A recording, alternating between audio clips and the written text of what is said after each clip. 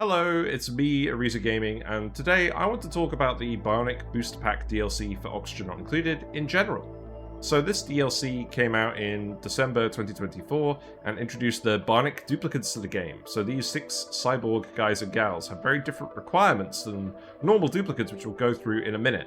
And they have pros and cons that make them better than regular duplicates in some circumstances and worse in others. So it adds some interesting dynamics to the game. Do you have regular duplicates? Do you have bionic duplicates on a certain asteroid? Or do you have a mix of both? So there's some interesting decision making behind that. There's also a couple of new buildings in this pack. There's a few buildings that look after the Bionic Duplicants requirements, which we'll go through later. There's also the remote working buildings, which let your duplicants run stuff automatically with databanks. So you can use a new data miner to produce databanks on your asteroids rather than collecting it in space with the orbital data research facilities. There's the automated rocket terminal, which lets you actually use databanks to pilot rockets instead of duplicants. And there's remote work terminals, which will let your duplicants control remote workers anywhere else in the asteroid, do errands in places you don't want them, such as in a geyser room, in a steam turbine room, from the comfort of their base quarters, which I think is quite interesting. And there's also the power banks, which are partly used to fuel the Bionic Duplicants, but are also able to be used to move power around between your asteroids. So instead of shipping hot rock to steam turbine rooms or whatever via payloads, you can just send batteries to asteroids that are power poor. Say you have an asteroid without any steam vents or metal volcanoes or any major heat sources. Instead of sending, say, hydrogen or natural gas packets, you can send the power banks in a more compact form. And I think this is quite interesting. But this DLC is a little bit controversial compared to the previous DLCs. A lot of people, myself included, feel like it adds less to the game overall than, say, the Frosty Planet Pack or the Spaced Out DLCs. So I'm going to go and do a quick deep dive into all of the new features in this DLC, and then we'll come back and we'll compare it to the new DLCs, the other DLCs that have come out, as well as the new Prehistoric Planet Pack DLC, which will be coming out very shortly. So yeah, let's begin. So, let's talk about the Bionic Duplicants first, and how they differ from the regular duplicants. So, number one, these guys don't need to eat food. Instead of having a load of ranches and farms on your asteroid, you just need a load of extra power sources so you can charge and build power banks, because these Bionic Duplicants will just eat the power banks. There's a power bank charger, which you can use to charge eco power banks, which you can actually make out of abyssalite, which is a pretty good use for that material. And then you can feed in all of your colony's other power sources into charging power banks for your Bionic Duplicants to eat. And then when the power banks are discharged, they'll be empty and you can just recharge them again at your power bank chargers. You can also make metal power banks. You'll start the game with 5 metal power banks per Bionic Duplicant. And every time you print a new Bionic Duplicant, you will also get some extra metal power banks for free. But I wouldn't recommend making loads of metal power banks apart from in the early game when you need to. Metal ore is relatively limited unless you have the Frosty Planet Pack DLC and a massive Regal Mammoth Ranch. So using it on power is not completely sustainable. I would recommend making the eco power banks, getting them charged up. If you have, say, hydrogen or natural gas geysers, you can use those for it. Steam vents and steam turbines attached to volcanoes and metal volcanoes are also good power sources to charge these up with. Solar power is very much in demand. But yes, the Bionic Duplicants are literally going to be eating power, and it's quite a lot relative to the other power uses of your early base. So, part of whether you're going to be printing Bionic Duplicants over regular duplicants is going to depend on what's more available on your asteroid. Do you have critters that you can easily ranch up like hatches or, say, Pacu? Do you have the knowledge of how to ranch the critters on your asteroid? Are there a load of immediate power sources nearby? Is there a convenient hydrogen or natural gas geyser that's nearby that you could potentially geotune with more abyssalite? Or is your planet devoid of them? Generally, I'd say if you have early game harvestable power sources like, say, the hydrogen geyser, Bionic Duplicants make a lot more sense. It means you can put off like setting up your farms and your ranching for a bit longer, but just bear in mind you're eventually going to need to get that power back to use for other things in your colony. So the second difference, the key difference, is that they breathe oxygen suddenly every few days. So instead of breathing oxygen continuously like duplicants, these guys are going to breathe all in one big go. So they're either going to suck it in from the environment very rapidly over the after a few days have passed, or you can fill up a canister of oxygen with the canister filler, and they'll just eat the oxygen canister, and that's a lot cleaner. I would highly recommend setting up canister fillers for your Bionic Duplicants, because if they're in a low air pressure area and they're trying to refill their oxygen tanks, they're going to suck up so much oxygen so quickly. They're not going to get it completely full. They're going to have to come back to breathe again at some point, and it's going to waste a lot of their time. So set up your canister fillers. Overall, I think this is very strong, because this means your Bionic Duplicants can go down and dig in carbon dioxide pits at the bottom of the map early in the game with no real downsides. Or they could go in rooms full of hydrogen or natural gas. They don't have to worry about suffocating, building all the infrastructure for those things, which is very relevant because that could be a good power source for them as well. So that's pretty good. One thing to note as well is, because the yucky lungs debuff only triggers when the duplicant breathes, and only lasts for a short time, they are less heavily penalized by breathing in polluted oxygen than regular duplicates, because they're refreshing their debuff less often. So if you've got to start with a lot of polluted oxygen, that is actually worth considering. Yes, if you have abundant oxygen and your duplicates are all on exosuits anyways, this makes less of a difference, admittedly. But I think this is quite a strong feature and quite a strong reason for going with Bionic Duplicants in certain circumstances. Another key difference is, instead of using the regular duplicate bathrooms, they produce gunk, which needs to be extracted with the special gunk extractor building. Bionic Duplicants can use outhouses and lavatories to relieve themselves, but that will insert gunk into all of your bathroom pipes or into the outhouses, which actually breaks them immediately, so they need unclogging. You can do this a little bit in the early game, but it's very inefficient overall, and later on you're going to want to have the dedicated gunk extractors. You're going to want to make sure that your Bionic Duplicants aren't using the regular Duplicants bathrooms and gunking them up, so you want to disable access via door permissions or something like that. Gunk is a pretty interesting liquid. You can actually technically boil it into petroleum and a little bit of sulfur. The viability of this is questionable, but it is something that exists in the game. A more common use for the gunk is probably turning it into gear balm. Bionic Duplicants require lubrication, and you can do this in a few different ways. You can either make gear balm using the gunk that they produce, and then polluting some water in the process at the apothecary, and that will stop them from getting all stiff, and where they get a massive athletics penalty and a stress penalty. Or you can take them to a new lubrication station and supply them with gear oil. So this could be a few different things. This could be crude oil, this could be petroleum, or this could be phyto oil, which is a new material. This material is added in the Bionic Duplicant DLC, but it's going to become part of the base game content when the Prehistoric Pack DLC comes out. And you make phyto oil with the plant pulverizer. You just take some slime and turn it into a little bit of phyto oil and some other stuff. And that's how you get it. And you can, if you have a lot of slime on your asteroid, just in your marshy biomes or perhaps from meteors, this could be a good way of doing it. But just getting it out of an oil well is pretty easy. You don't even have to refine it. The crude oil will do. And this gives the Bionic Duplicants a sizable morale boost, so that could be worth doing. Because Bionic Duplicants don't eat, at the moment they don't go to the Great Hall and get the morale bonus for that. And there's a lot of buildings that regular dupes use that these guys won't necessarily use. So getting morale for the Bionic Duplicants could be a little bit harder. But because they have a special set of skills to grab, they also generally have much lower morale requirements than regular duplicants. Getting a nature reserve in place is quite important for Bionic Duplicants, because it gives them that +6 morale that otherwise they wouldn't really have access to. And if you have a nature reserve and the appropriate downtime slots and the lubrication stuff going on, that should be enough morale to generally keep a fully skilled out Bionic Duplicant looked after.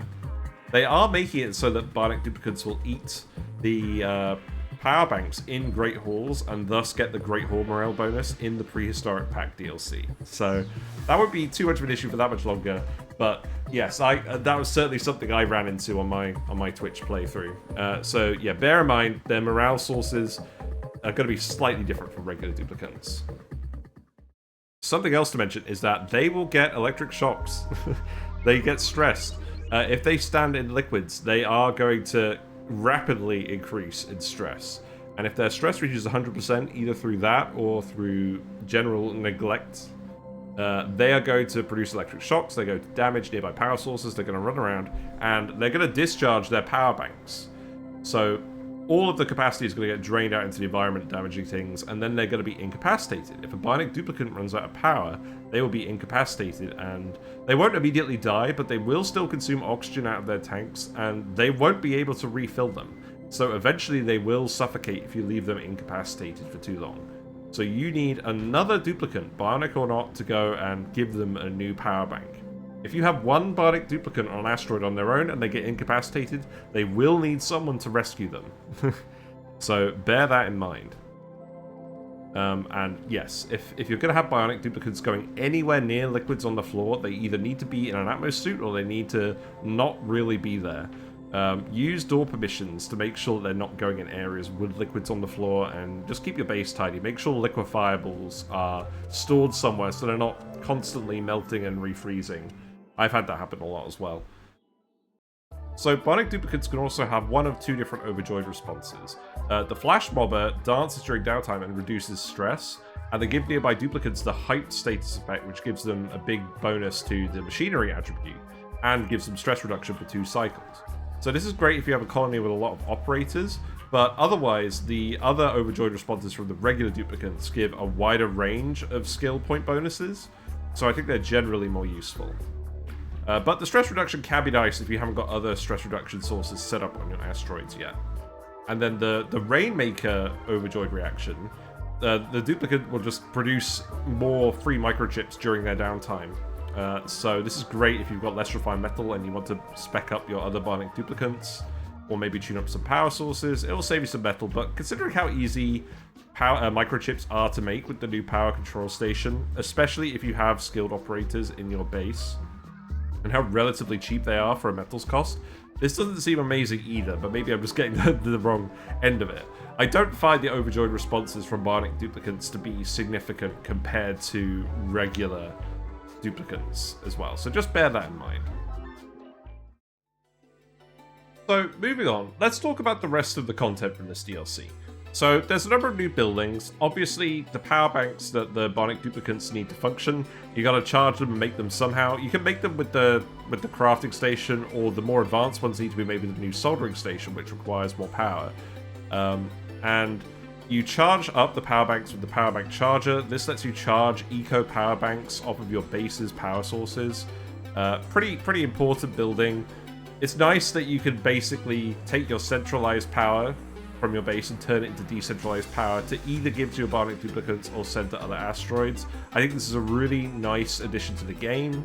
If you have asteroids without major power sources, you can ship power to them from your other asteroids pretty easily now, because the power banks are very compact. Excellent to send to other asteroids via payloads or rockets, compared to sending over, I don't know, like packets of hydrogen or natural gas, which you may not necessarily have. It's a nice option. You don't need to send hot rock to send to steam turbines or anything. No more shenanigans like that. It's quite nice. There are a few different power banks in the game that you can make. Each Bionic Duplicant will start off with 5 power banks made of metal that come out of the printing pod.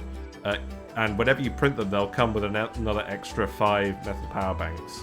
But making metal power banks with a crafting station is not very sustainable. You are going to run out of metal ore if you're doing that for a large number of Bionic Duplicants for a large amount of time. So you're going to want to switch to making the eco power banks. You make these out of abyssalite, and then you can recharge them. So you don't use your abyssalite for too much stuff. There's plenty of it on the map. So this is definitely worth doing as soon as you can. There's also the uranium ore power bank, which you can make. It's the same as the metal power banks, except you make it with the uranium ore, and it requires a lot less uranium than the other metal. But also bear in mind that you find less uranium ore in general. So I feel like in terms of the sustainability and the resource efficiency, I'd say it's about the same as the metal power banks. You can use it if you need to, but I wouldn't generally recommend it. If you guys watch me, you know I have better uses for uranium than this. There's also the atomic power bank, which you can actually make, and this is a bit different.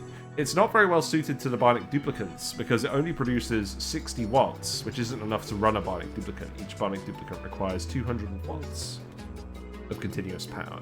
But you can make these with enriched uranium at the molecular forge, and they last for 150 cycles at that 60 watts. So they can generate 5.4 megajoules of energy in total, in addition to the original 120 kilojoules it starts with. And it won't charge itself while it's full, so you want to make sure it's sort of constantly discharging into your power grid to get the most use out of it. It also produces a little bit of radiation nearby when it's being used, so don't have them being discharged too close to your duplicants. It's not a lot of radiation, but it's enough that it can be annoying if it's consistently present. And it does produce a little bit of nuclear waste when it's done as well. Pretty interesting. About as efficient overall as running a research reactor with steam turbines, except you don't have the issues with the reactor blowing up and melting down, which can be an advantage. But then obviously you're not getting the massive radiation from the research reactor you use for your rad bolts. Overall, I'd say it's a low risk, low reward option compared to the research reactor. I like setting up the research reactor just because all the radiation is useful for other stuff. You also get the nuclear waste a little bit faster from that, especially if you tweak it. If you tweak your setup to limit the input uranium, you can get a lot of nuclear waste from that relative to the amount of uranium you put in.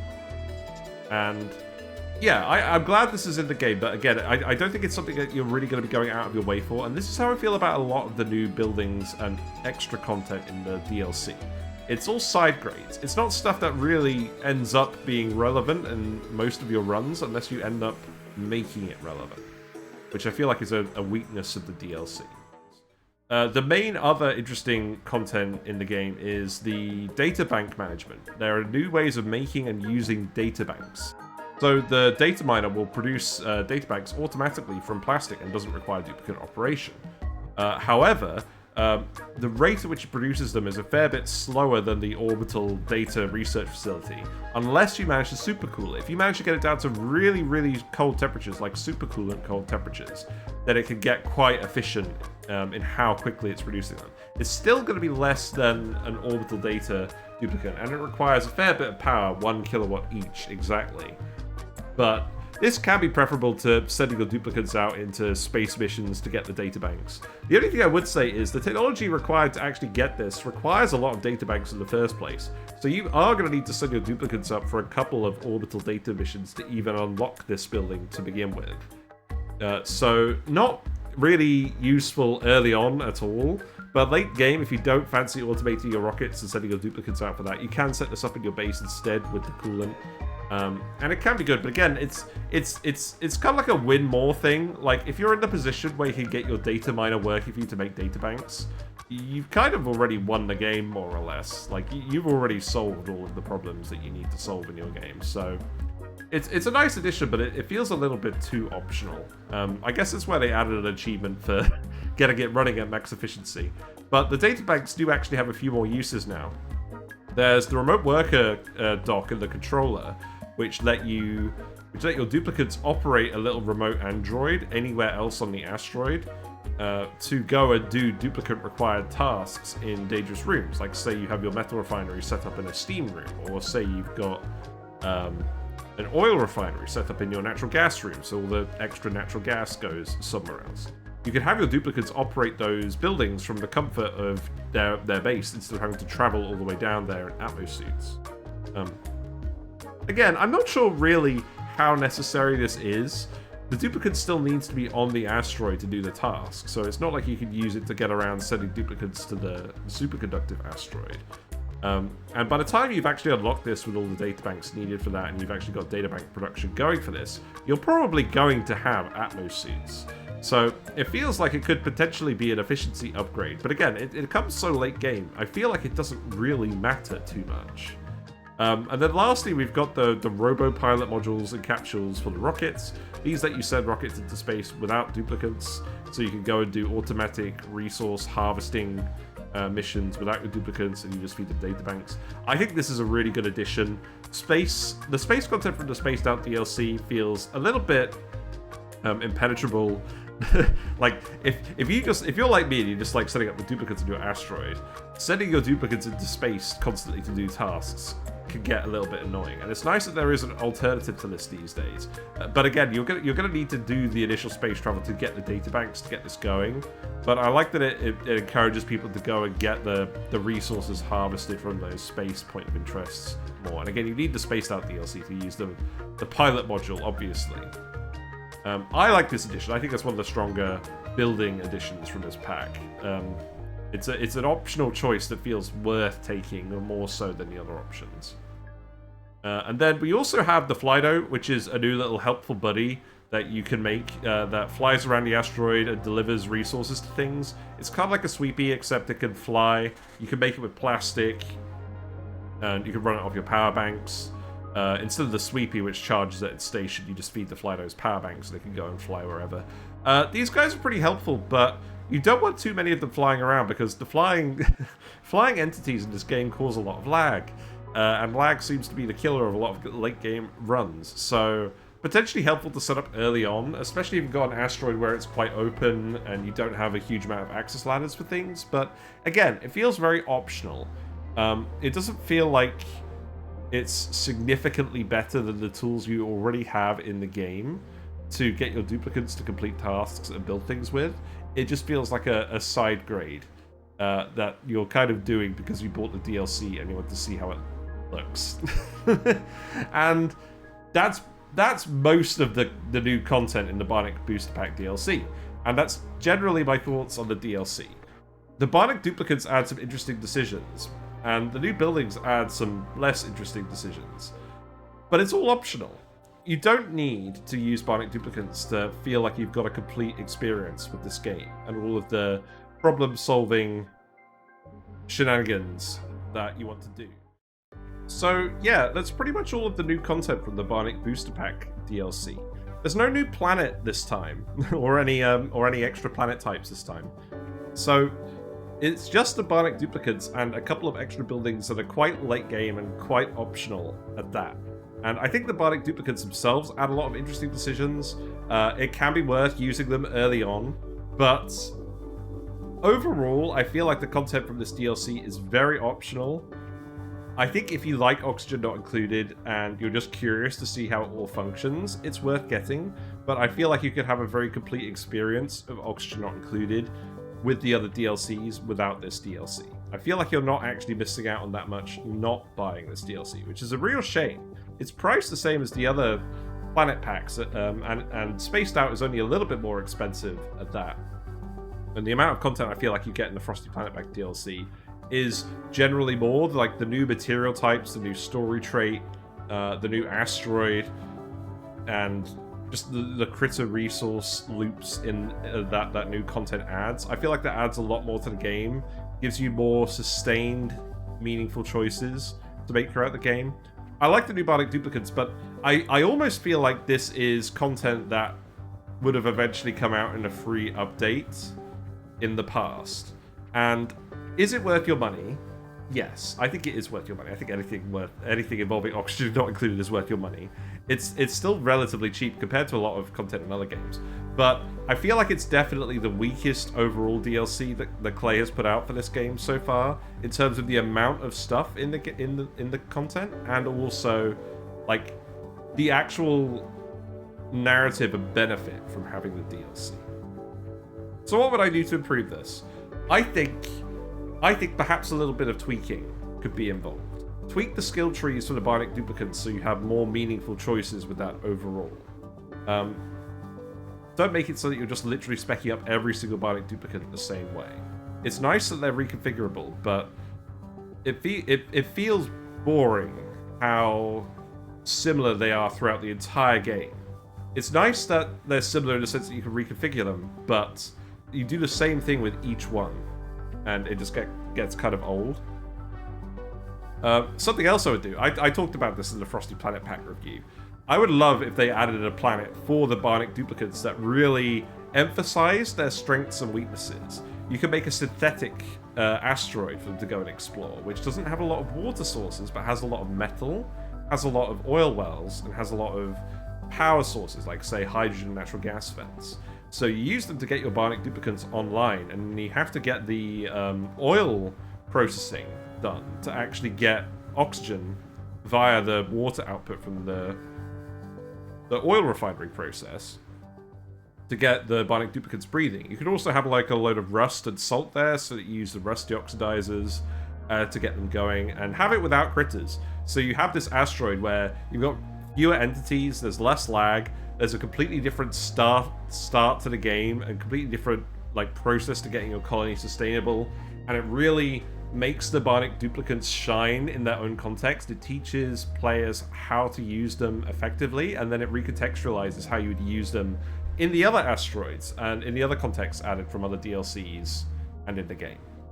I think that addition would really emphasize the purpose of this DLC and make it feel as worthwhile as the Frosty Planet Pack DLCs. Because I like the Bionic Duplicants, but it just doesn't really feel like they have that much of a strong niche for putting in the game. That's like the main thing I would suggest would improve this DLC. I think it'd be relatively quick for them to do. We know they can make good other planet types with the Frosty Planet Pack and with the Prehistoric Planet Pack coming out soon. That DLC looks fantastic, and I can't wait to get into that when that comes out. So I'm kind of hoping they update this DLC to add that as a feature, especially considering some of the features from this DLC are starting to get incorporated into the base game so that other DLCs could use them. It just makes the overall relative lack of content more apparent as the game continues to get updated.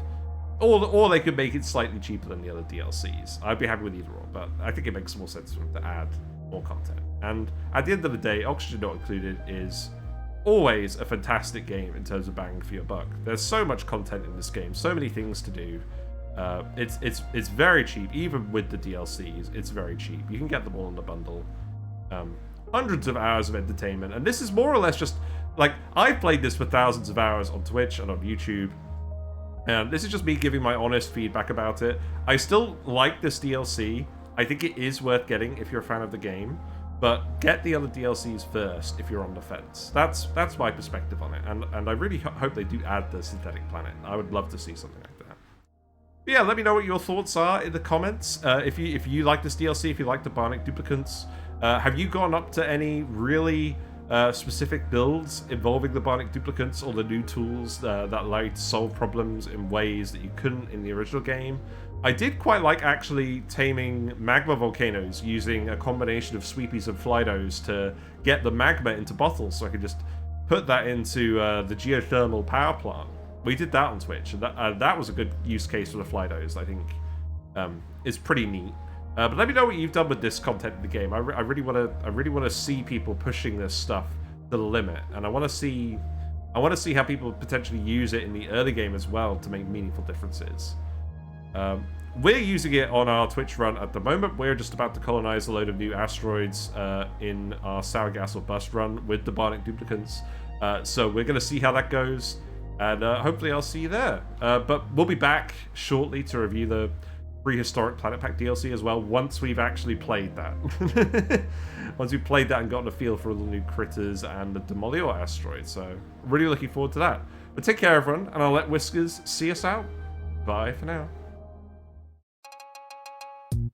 Whiskers sends thanks to the following Twitch subscribers and YouTube members: 999999999, Cakeface1212, FRD. Lagbot 30,000, Neo Deus Machina, Quantum Zari, Stinger's Playground, Sweet Danger Kitty, and Uglavisk.